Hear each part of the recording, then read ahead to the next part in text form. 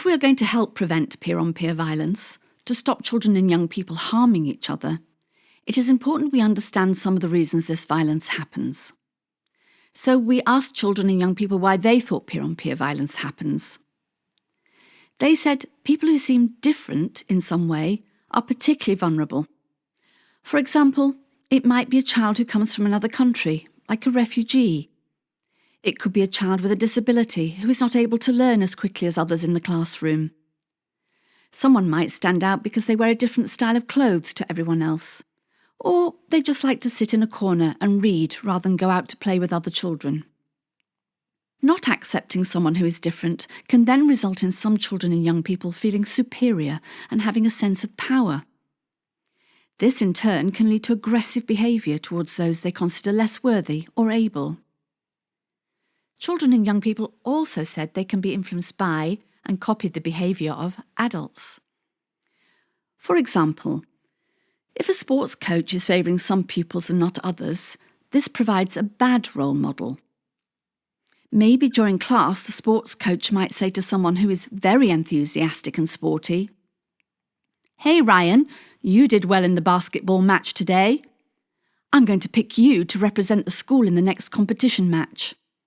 I'll be happy to give you some additional coaching as I think you have great potential. You'll go far."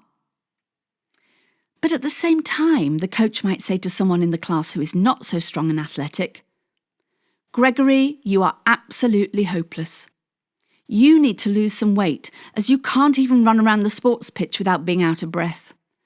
Don't come back to my class if you can't keep up with your classmates. You are a loser." One day during the break time, Ryan turns to Gregory and starts prodding him and pushing him.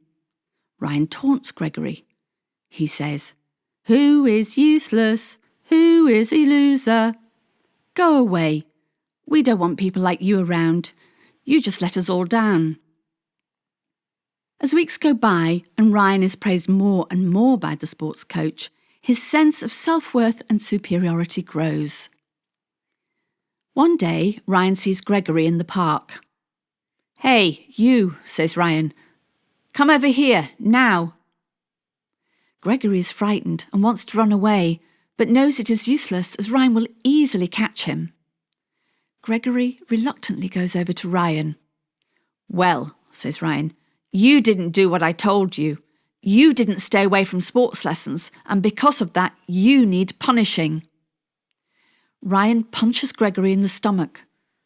Gregory falls over, and although he tries hard not to his dismay, he starts to cry. "You are a crybaby," says Ryan. "Coach will believe anything I tell him these days, and now I'm going to tell him what a coward you are." With that, he punches Gregory again and leaves him lying on the ground. And so the message from children and young people is very clear. Adults should always be good role models and make sure they treat everyone equally. They should also help children and young people understand that someone who is different to them is not weaker or inadequate. That we are all unique and individual, and we should be valued for who we are. There is richness in societies that have and value diversity, and we should all live together in harmony.